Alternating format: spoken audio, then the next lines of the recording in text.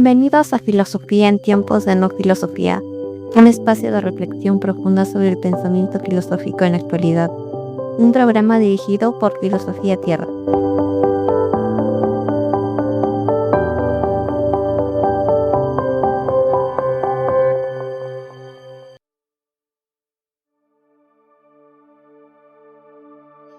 Bienvenidos al episodio 237. Mi nombre es Marco Antonio y vamos a hablar de Protágoras, Thomas Kuhn, Jeremy Brunner, Francisco Varela, que hablamos de ayer que crearon este libro junto con Maturana, El árbol del conocimiento. Sin embargo, también vamos a hablar de Seymour Papert y todo esto referido a los constructivistas, porque estamos viendo que estamos en el día 21 de epistemología y tenemos mucho que hablar. Entonces este episodio va a ser un poco largo, pero muy interesante. Vamos a ir al punto, aunque nos gusta profundizar, vamos a ir al punto, pero vamos a volver otra vez. Y evidentemente vamos a profundizar mucho más en otros episodios, porque este conocimiento de los constructivistas es sumamente novedoso, nuevo, y está referido a lo contemporáneo, muy relacionado con la tecnología, muy relacionado con el estudio de las neurociencias, muy relacionado con todo este ámbito. Bien, empecemos primero con Francisco Varela. Ya hablamos de su colega Humberto Maturana, que escribe en el libro Árbol del Conocimiento de 1984, y estos autores se preguntan cómo conocemos, ¿no? ¿Cómo conocemos y cómo surge el conocimiento? Entonces vimos con Maturana que él tiene un enfoque biológico al igual que Jean Piaget. Sin embargo, Jean Piaget se enfoca en 4 etapas, mientras que Maturana se enfoca en la vida misma del organismo y cómo conoce, ¿no? Y da el ejemplo de los miomas, que estos van a zonas nutritivas sin tener un juicio, sin tener pensamientos y demás. No existe un tipo de, no voy a decir conciencia, pero existe un tipo de autodeterminación, autogestionamiento que determina su propio conocimiento del mundo exterior, de lo externo, y por ello también los seres humanos tenemos que actuar de esa forma, ¿no? Donde existen ciertos tipos de comportamientos, ciertos tipos de pensamientos, no voy a decir innatos, pero que se construyen a la vez que conocemos el mundo y a la vez que evidentemente interrelacionamos con él. Y en este sentido, Maturana y Varela sostienen que todo conocimiento está enraizado en la biología del organismo. Entonces la cognición es vista como este proceso biológico, no como una actividad exclusivamente racional, mental, sino como algo biológico, como un proceso, y que todo acto de conocer es inseparable de la vida misma. Vivir es conocer, esta famosa frase que termina diciendo que conocer es vivir también, y así la epistemología debe comprenderse el modo de que, donde los seres vivos interactúan con su entorno, y esta interacción se vuelve tan armoniosa que surge el conocimiento. Y para esto da el concepto, igual que Maturana, la autopoiesis, que es la organización de lo vivo, ¿no? Este concepto es clave para la epistemología. Recordemos que auto es sí mismo, a sí mismo, y poiesis es creación o producto. Sin embargo, cuando se refieren a un sistema de autopoiético o de autopoiesis, se traduce como aquello que se produce o que se mantiene a sí mismo, como una célula también, dan el ejemplo, genera sus propios componentes. Los seres vivos son sistemas autopoiéticos, donde se generan, se sostienen y se definen a partir de su propia dinámica interna. Y en este sentido, los organismos no responden pasivamente al mundo externo como lo pensarían los racionalistas o los empiristas. Hay un sujeto y hay un objeto, donde el sujeto conoce el objeto y a veces el sujeto se vuelve pasivo y va caminando por el mundo y va recibiendo impresiones, y esas impresiones lo van formando. Maturana al igual que Valera, Francisco Valera, piensan que estos sujeto y objeto crean su mundo, pero el sujeto, a partir de su propia organización interna, y el objeto, a partir también de una organización interna, se encuentran. Ya hablamos antes de Annie Cudway, que nos hablaba más o menos de esto, pero con un enfoque más espiritualista, ¿no? Pueden revisarlo, Annie Cudway, que nos hablaba de Cristo como mediador del conocimiento. Y parece que tratan de hacer lo mismo Maturana y Valera, pero con este enfoque de la vida misma, ¿no? Justificando con la autopoiesis. Pero hay un concepto muy importante también. Bueno, revisen a Annie Cudway, que es sumamente interesante. Están en episodios anteriores, en Racionalistas. Hablamos del conocimiento como acción incorporada. Entonces el conocimiento es una acción incorporada. Ya hablamos con Maturana que el conocimiento es acción, ¿no? Y en este sentido, este conocimiento como acción incorporada es la enacción. Enacción.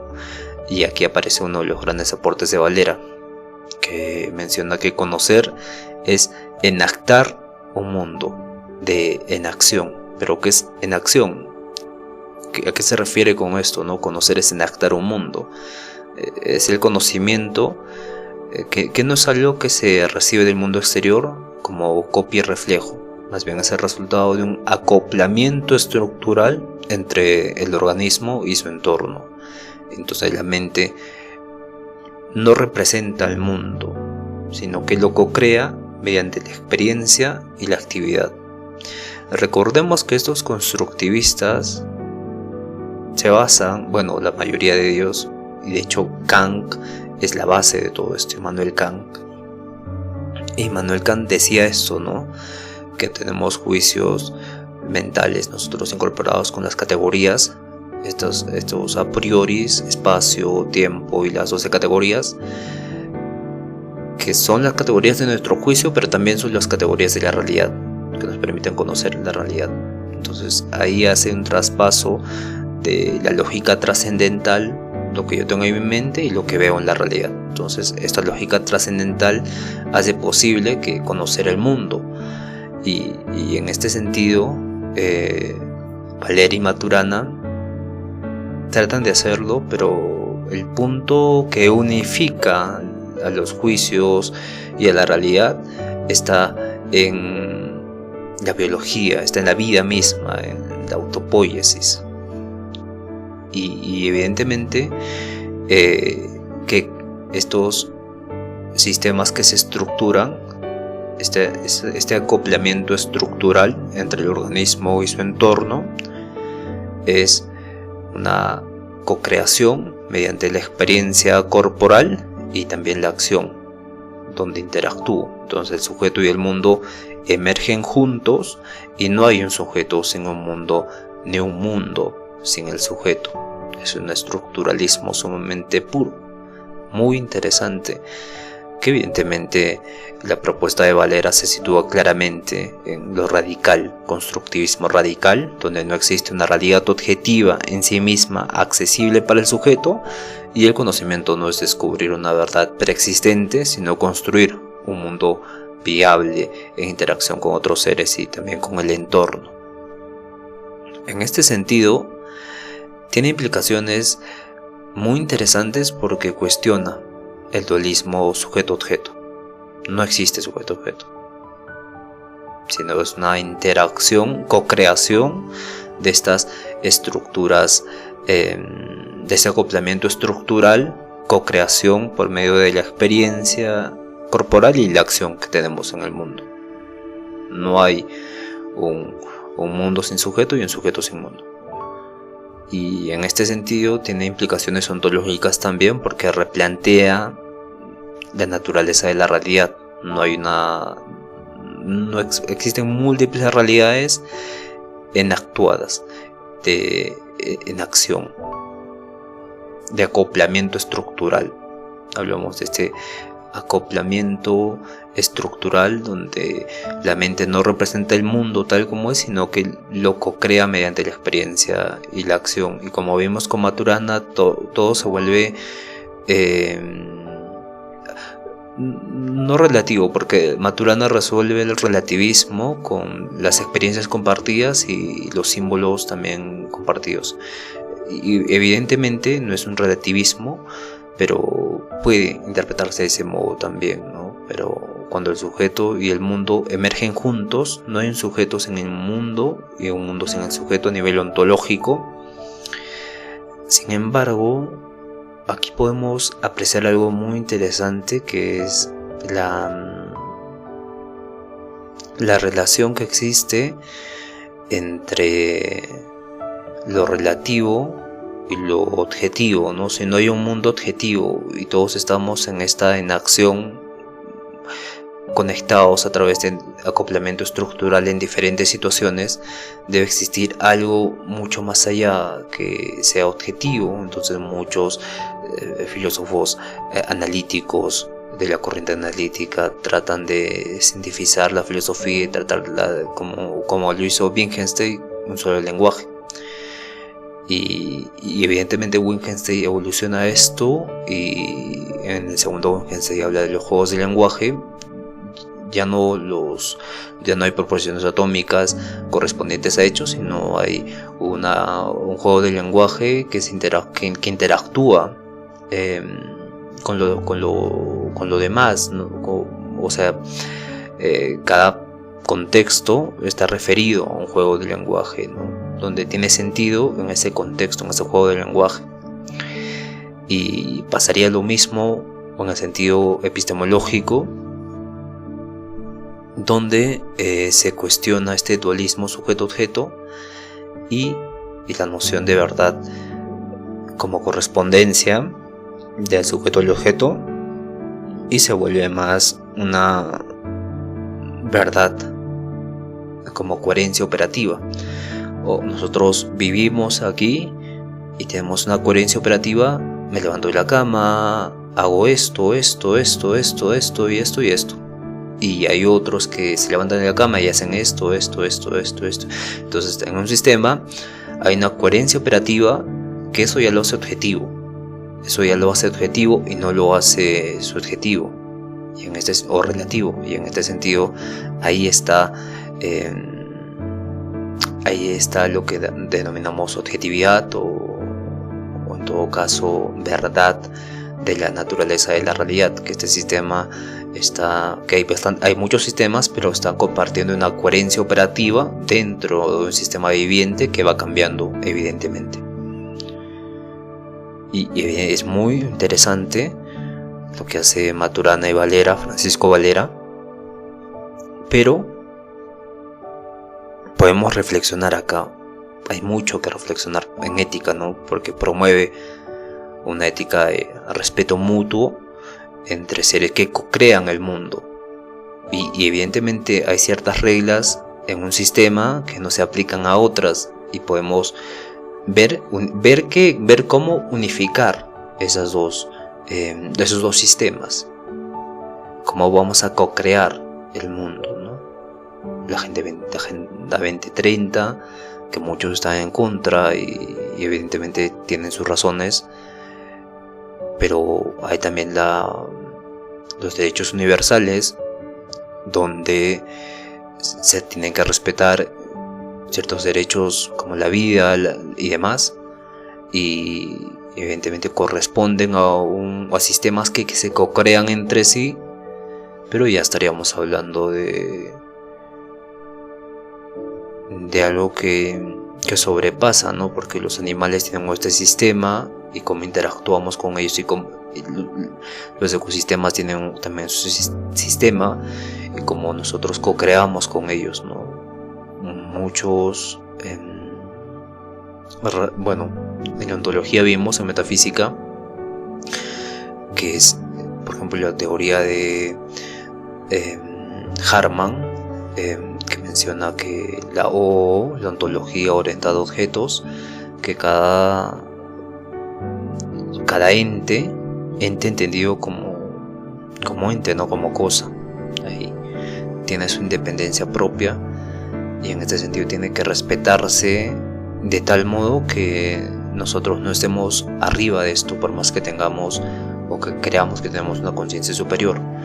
Y en este sentido, si creamos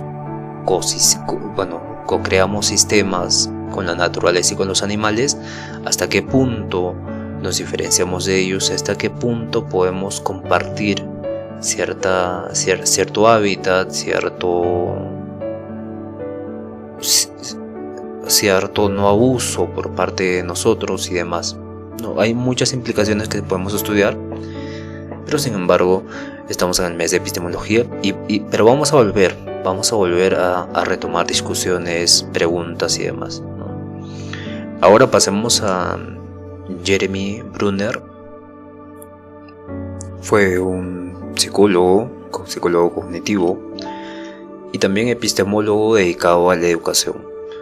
Tiene una obra que titula Hacia una teoría de la instrucción, de 1966. Recordemos que en el siglo XX el problema del conocimiento, o sea, de la epistemología, estaba referido a la educación, o trataba de resolver cómo creamos métodos para que los jóvenes aprendan mejor. Y en este sentido, Brunner plantea una teoría que integra la estructura con la capacidad para descubrir algo nuevo, como una actividad. Voy a explicarme mejor. Brunner se opone a la idea de que aprender pasivamente y propone que el aprendizaje es un proceso activo en el que el alumno construye nuevas ideas o conceptos basados en conocimientos previos, y tiene implicaciones epistemológicas, dado que el conocimiento no se transmite sino que se reconstruye. Tenemos conocimientos antiguos que con conocimientos nuevos se van reforzando y se van reconstruyendo, y en este sentido aprender es descubrir estructuras significativas, mas no memorizar datos. Existen en nosotros estas estructuras significativas y el sujeto es el constructor de este sentido, no un receptor de verdades, sino construir el sentido en las estructuras significativas. En este sentido, los estudiantes deben explorar, formular hipótesis, resolver problemas, y el maestro no debe dar respuestas finales, sino facilitar el contexto para que el estudiante descubra. Y ese sistema estructural significativo se vuelve la tarea en sí misma, y el alumno se vuelve el constructor de este sentido de descubrir estas estructuras significativas. Y en este sentido el conocimiento se construye en el diálogo, dado que las estructuras internas del sujeto, estos esquemas mentales que vimos con Kant, que vimos con Lev Vygotsky, que vimos con Jean Piaget, incluso que vimos con Noam Chomsky y la gramática universal, son esenciales, porque este diálogo entre la estructura interna del sujeto y la estructura externa del saber, o sea, lo que se enseña, cómo se organiza el contexto cultural, en esa interacción surge el conocimiento y se convierte en un diálogo continuo entre las estructuras internas del sujeto y la estructura externa del saber. Y Brunner identifica 3 formas en las que el ser humano representa lo aprendido, y evidentemente agarra la teoría de la enacción y menciona que lo primero de estas formas es la acción misma, pero se conoce esta acción como enactiva, que es el conocimiento a través de la manipulación directa. Nosotros al interactuar con algo estamos conociendo ese algo. Luego viene la imagen o la icónica, la fase icónica, que es la representación mediante imágenes o esquemas visuales. Y evidentemente, cuando sentimos algo, tratamos de imaginar aquello y pasamos a lo simbólico o al lenguaje, que es la tercera fase. La fase simbólica, que es la representación mediante símbolos, palabras, números, invenciones de objetos si no conocemos algo, pero es esta estructura del lenguaje, y estas formas son etapas rígidas donde complementan el conocimiento. No es algo como pasó con Jean Piaget, que mencionaba que tenemos estas 4 fases que son innatas y universales en todos los seres humanos, sino que Brunner menciona que estas son rígidas evidentemente, pero son complementarias, no necesariamente son así, y cada forma de representación es una mediación entre el sujeto y la realidad, pero por estas fases, la fase enactiva, la fase icónica y la fase simbólica. Y en este sentido, que es influido por Jean Piaget y por Les Vygotsky en el proceso social y cultural, que es un mediador, también tenemos que entender que el conocimiento es un andamiaje para Brunner. Es un andamiaje o como se le denomina, scaffolding, que es el conocimiento se construye mejor cuando hay una interacción entre un sujeto que aprende y otro que orienta. Entonces la enseñanza eficaz consiste en ofrecer o en buscar apoyos graduales que se retiran a medida que el estudiante se vuelve más autónomo, a medida que va creando estos sistemas, va descubriendo estos sistemas de estructuras significativas, y no memorizando, sino creando estas estructuras significativas, y que el sujeto con su autonomía se vuelve un constructor de sentido. Entendamos sentido como la capacidad de ser consciente de estas estructuras que ya tienen este conocimiento, una base previa de algo que ya conocíamos, y evidentemente tiene consecuencias epistemológicas porque rechaza el modelo empirista de la mente como tabula rasa. Recordemos a John Locke, que nos decía que la mente era una tabula rasa donde a medida que el humano crecía se va llenando de cosas y va rellenando cosas ahí, ¿no? Y también el conductivismo. Rechaza Jeremy Brunner estos enfoques, y rechaza también el modelo puramente racionalista de ideas innatas y que solo por la razón podemos acceder a un conocimiento, y propone una epistemología activa, simbólica, contextual y sobre todo cultural del aprendizaje, con esta interacción entre el sujeto que aprende y el otro que orienta, y a medida que se va aprendiendo más, los apoyos graduales se van retirando y el estudiante se vuelve autónomo ya como co-creador o productor de sentido, o como se le dice, constructor de sentido. No un receptor de verdades, sino que construye su sentido en el descubrir de estructuras significativas que están ahí, y él es constructor como un puente hacia estas estructuras, pero dándole sentido con conocimientos previos. Bien, entonces el sujeto que conoce se vuelve un ser activo, simbólico, intencional sobre todo, y hay mucho también que mencionar acá. Una frase de Jeremy Brunner es: cualquier materia puede ser enseñada honestamente de forma intelectual, a cualquier niño en cualquier etapa del desarrollo si se le presenta en la forma adecuada. O sea que no hay niveles donde nosotros como Jean Piaget podemos estar enseñándole una cosa, luego otra cosa, gradualmente hasta los 2 años para adelante. Empieza con Jean Piaget de los 2 años, de los meses incluso, ¿no? Pero Jeremy Bruner menciona que se necesita de ya tenemos estas estructuras significativas, necesitamos que el sujeto construya este constructor de sentido. Y una de las frases también que menciona es: la instrucción debe estar diseñada para facilitar la construcción del conocimiento, no su recepción pasiva.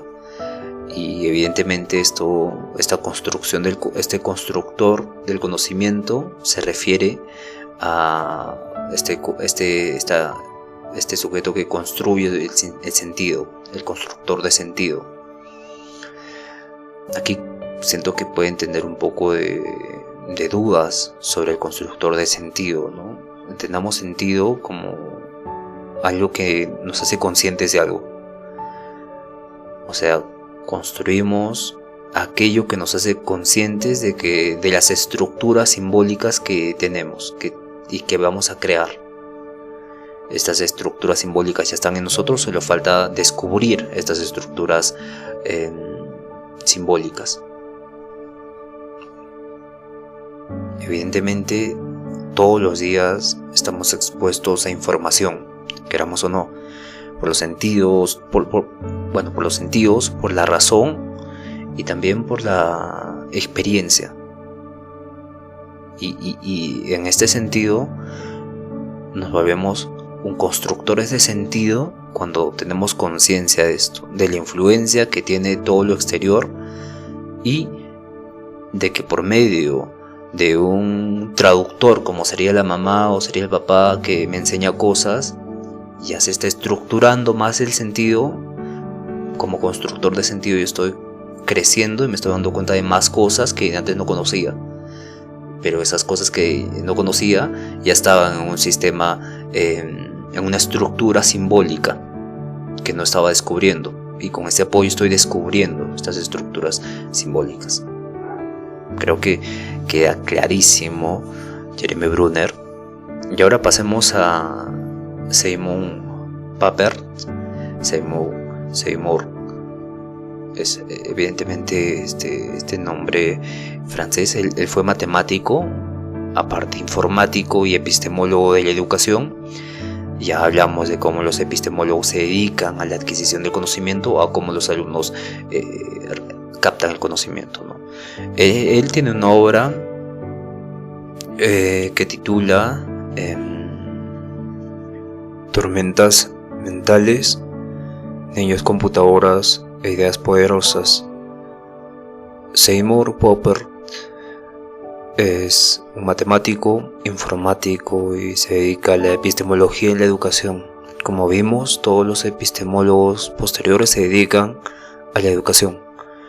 Papert va más allá no es Karl Popper, sino es Seymour Papert, P-A-P-P-E-R-T, Papert. En este sentido, él se diferencia del constructivismo de Jean Piaget por el mismo nombre. Él se considera un construccionismo. En este sentido, el constructivismo de Jean Piaget se basa en el conocimiento, se construye internamente, tiene énfasis en la actividad mental y en la interacción social, mientras que el construccionismo de Papert se enfoca en el conocimiento como se construye mientras se construye algo externo. Nuestro conocimiento se va armando mientras lo exterior se va construyendo también.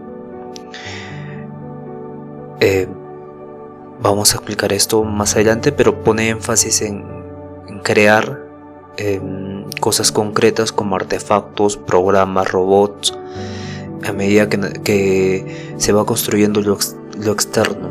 Recordemos que Simon Popper es programador y en este caso, en el auge de la tecnología de los 2000 hacia adelante, aparece un nuevo paradigma del conocimiento, que es una creación constante mientras el mismo hombre interactúa con esa creación.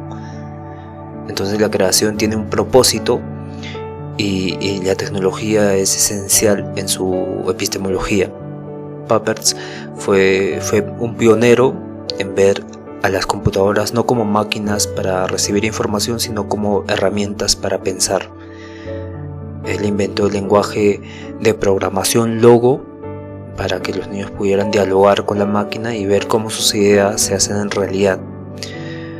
Él mencionaba que programar es filosofar en acción. Programar es filosofar en acción porque el niño aprende lógica, matemática, planificación, reflexión, cómo funciona las instrucciones y ver cómo fallan también, ¿no?, en la programación.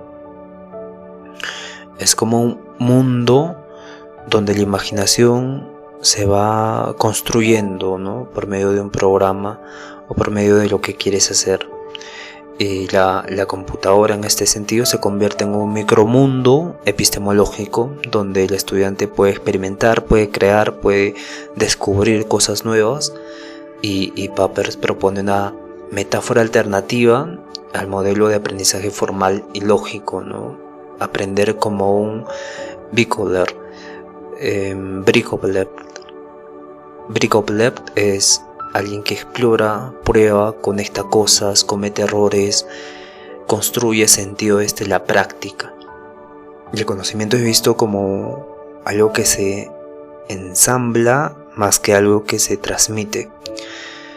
Él rechaza completamente el modelo de llenado de recipientes o de la tabula rasa.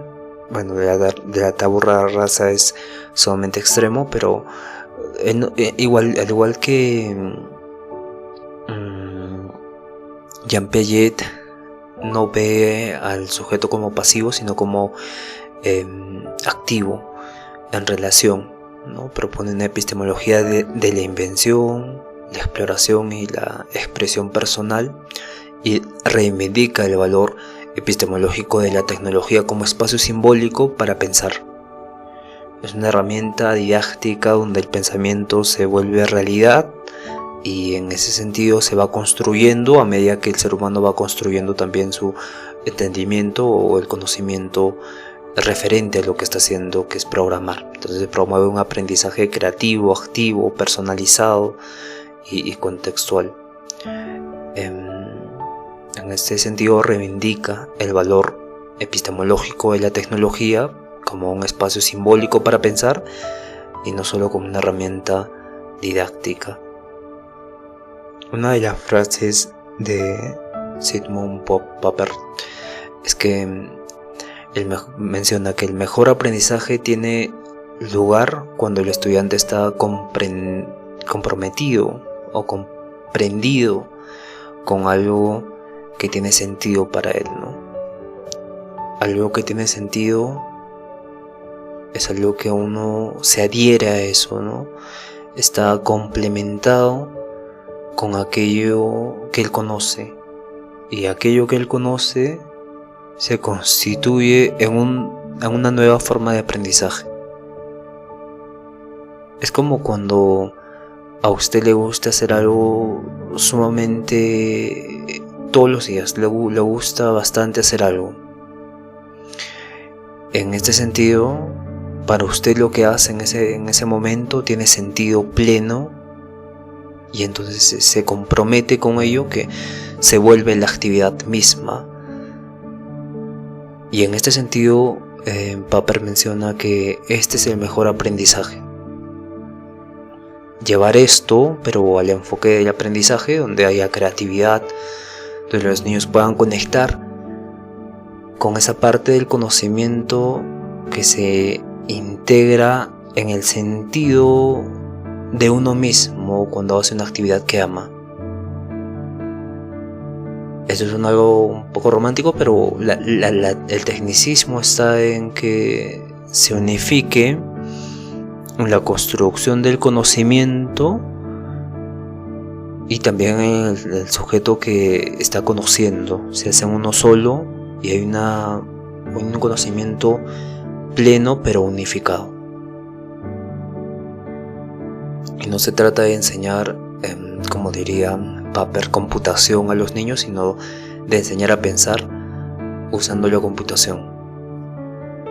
Recordemos que es matemático, informático y tiene este enfoque por las tecnologías, ¿no? Porque en este periodo de los 2000 hacia adelante, la tecnología conlleva una nueva forma de concebir el aprendizaje que nosotros tenemos hacia las computadoras, y las computadoras también influyen en nosotros. No hay una sinergia que hace un conocimiento, que hace que el conocimiento sea completo y no sea solo pasivo de sujeto que recibe, sino contributivo, por así decirlo, ¿no?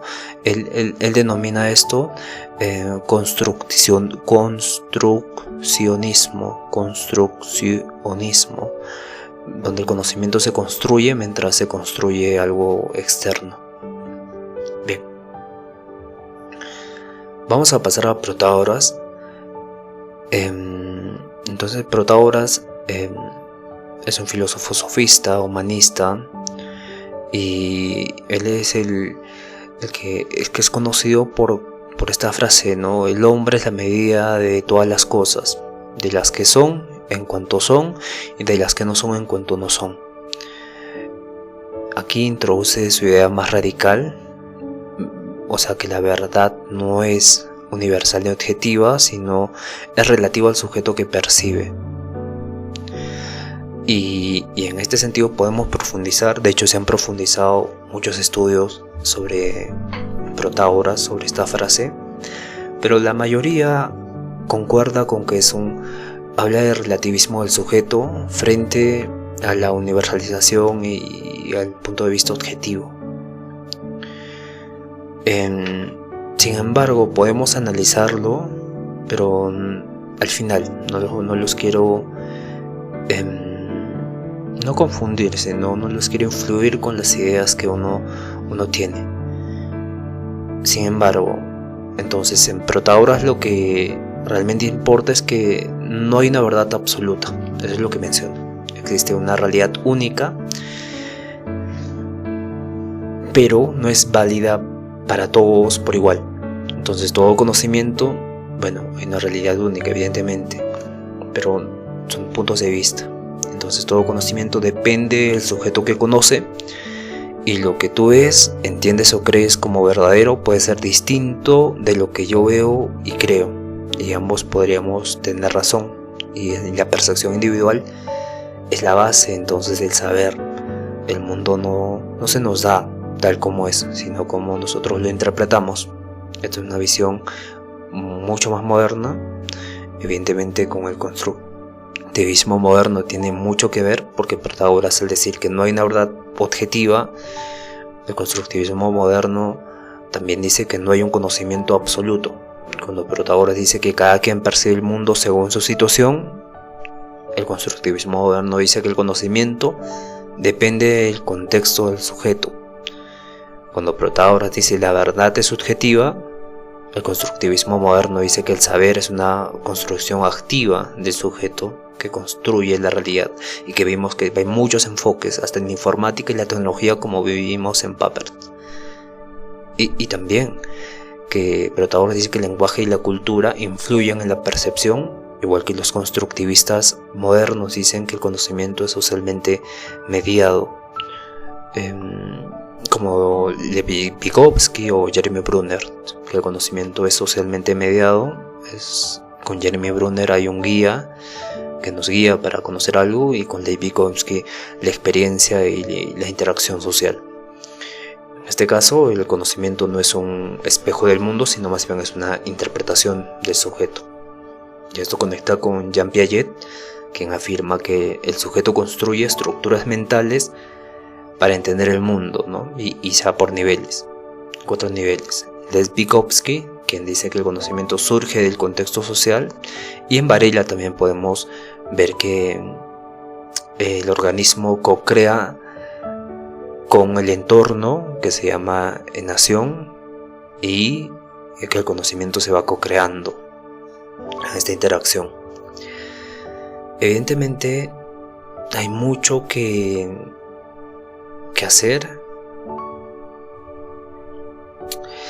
porque Protágoras abre el camino a la pedagogía del diálogo, ¿no? Enseña, es como negociar, cuando enseñamos algo estamos negociando significados más que transmitir verdades, y anticipa la idea de que el conocimiento es siempre humano y es limitado y es perspectivista, siempre está mediado por una perspectiva. Y evidentemente su legado influye en corrientes como el pragmatismo, la fenomenología, el constructivismo radical de Ernest von Glaserfeld, como vimos, y también las propuestas de Varela, Brunner y Papert. Protágoras es como el precursor del pensamiento postfuncionalista, donde niega la existencia de un fundamento último, universal del saber, y plantea una epistemología humanocéntrica, pluralista, relativa, subjetiva, y su pensamiento se convierte en una raíz temprana del constructivismo moderno, como vimos con Jean Piaget, Jeremy Brunner, Lev Vygotsky, incluso Papert. Y en este sentido se construye en un lugar. El conocimiento se construye en un cuerpo, se construye en una cultura y se construye en un lenguaje. Pasemos a Thomas Kuhn. Thomas Kuhn escribe las estructuras de las revoluciones científicas, o la estructura de la revolución científica. Él es un filósofo y también historiador de la ciencia, y él plantea que el conocimiento científico tiene que ser dividido en 3 partes, ¿no? O 3 etapas.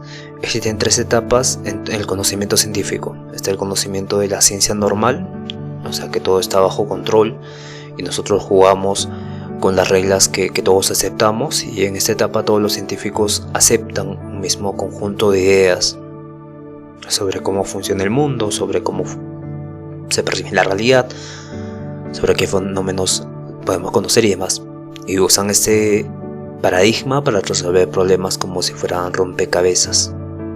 Este es un paradigma donde todo está bajo control y jugamos con las reglas que todos aceptamos, y evidentemente podemos contrastarlo con lo que dijo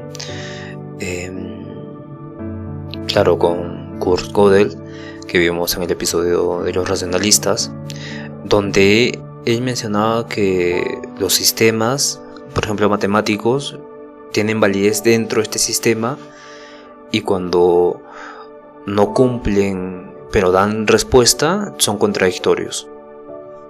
Revisen el episodio, es muy interesante, de muchos ejemplos, y básicamente esto, ¿no? Dentro de un sistema jugamos con reglas que todos aceptamos y todo está bajo control.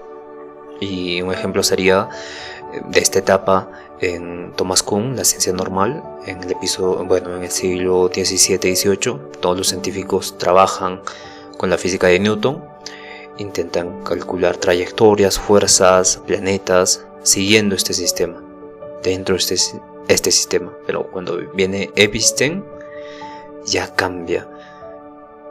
Y luego viene la segunda etapa, la crisis, donde algo no encaja, y si las reglas están mal, y si el método está mal, surgen las preguntas y aparecen problemas que no pueden resolverse con las reglas actuales, y a eso se les llama anomalías, que al principio se ignoran y se reajustan a la fuerza, pero se convierten en problemas que no pueden resolverse para las reglas actuales que se tienen, como pasó con Albert Einstein, como mencionamos antes. Pero cuando se acumulan muchas anomalías, los científicos comienzan a dudar del paradigma y surgen nuevas ideas revolucionarias, diferentes, difíciles, Y cuando la órbita de Mercurio, por ejemplo, no coincidía con los cálculos de Newton y no había forma de arreglarlo, comienza la duda y también comienza el comportamiento de buscar una certeza. Y evidentemente pasa lo mismo con el comportamiento de la electricidad y de la luz, donde Newton no podía explicar. Y evidentemente ahí surgen teorías revolucionarias.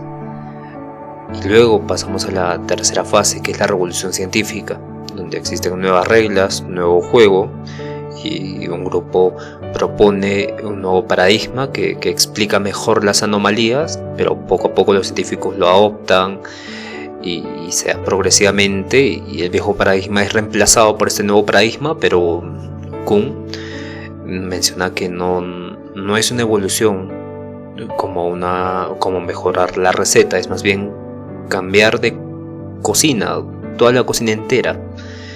Es decir, el mundo se ve de esta otra forma y no como se veía antes. Y bueno, la teoría de la relatividad de Einstein reemplaza la física de Newton, y ya no se veía el tiempo y el espacio como cosas absolutas, sino como cosas relativas. Entonces Thomas Kuhn nos dice que el progreso científico no es lineal ni acumulativo, sino que, o como poner ladrillos encima de otros, es más bien una serie de cambios radicales de perspectiva. Primero se construye algo y luego se rompe y se construye otra cosa diferente. Y cuando el paradigma cambia, el mundo cambia con el paradigma.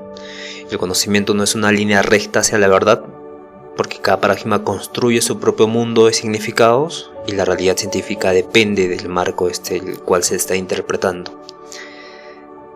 Y evidentemente esto tiene mucha relación con el constructivismo epistemológico, porque la ciencia no descubre la verdad objetiva, sino que construye modelos del mundo que sean coherentes con un paradigma nuevo. Entonces la realidad científica es una realidad interpretada y no una realidad absoluta.